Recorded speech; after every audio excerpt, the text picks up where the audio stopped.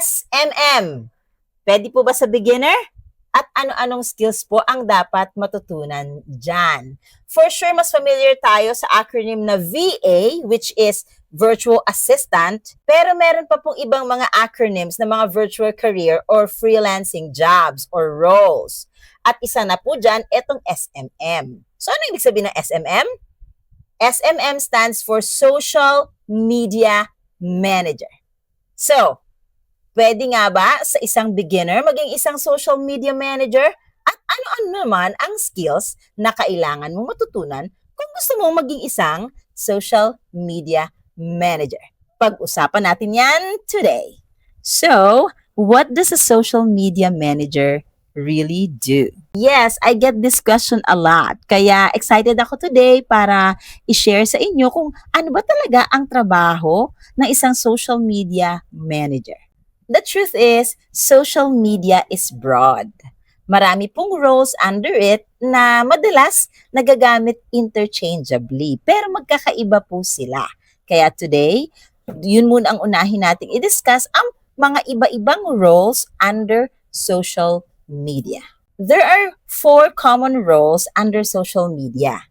Kaya siguraduhin po na tapusin itong video dahil baka isa sa 4 na yan na roles ay alam mo na or ginagawa mo na at ready ka na pala maging isang social media professional. Kaya panoorin po hanggang dulo at i-discuss natin itong 4 common roles under social media. Siyempre, ang kauna-unahan po ay yung sa question natin, SMM or a social media manager.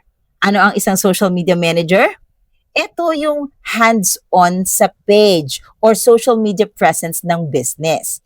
So, nagagawa ng post, nag-schedule ng post, nag-i-engage at nagre-reply sa mga DMs sa business page ni client. So, simply saying, a social media manager keeps the page alive. At ang pangalawang social media common role ay social media marketer. Kaya madalas po nagagamit siya interchangeably kasi pareho silang SMM.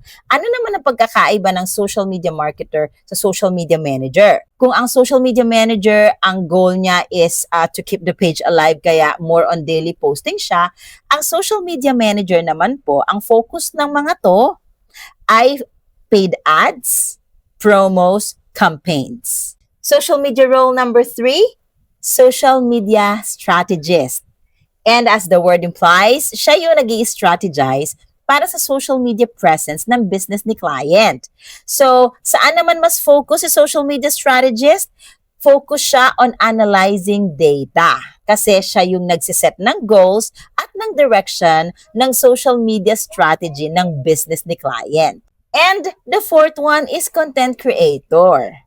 At gaya ng title niya, siya yung nagki-create ng mga content for social media. So this is purely content creation of videos, graphics, and captions. Ha? Sandali lang, wait. Parang nalito naman ako. Diba, si social media manager gumagawa din ng content kasi siya nga yung nagpo-post daily? Yes, opo. Si social media manager usually nasa gitna siya. Halo-halo yung ginagawa. Pwedeng nagki-create din siya ng content, nagki-create din siya ng caption, nagpo-post siya, nag-i-schedule siya, nagre-reply sa DMs, nakikipag-engage sa comment. Pero, dapat malinaw kay social media manager na ang main role niya is to make sure that the brand shows up consistently and connects to its audience. Kasi nga, siya yung hands-on. Kaya if you're just starting, don't feel overwhelmed. Kasi usually, lahat nagsisimula sa basic at nagsisimula as SMM. Then later, grow into strategy and marketing. Actually, ako mismo, I started as a social media manager. Basic lang talaga at first. Posting, scheduling, and then eventually natutunan ko na yung strategy and marketing and even content creation. Now, I mainly work as a social media strategist.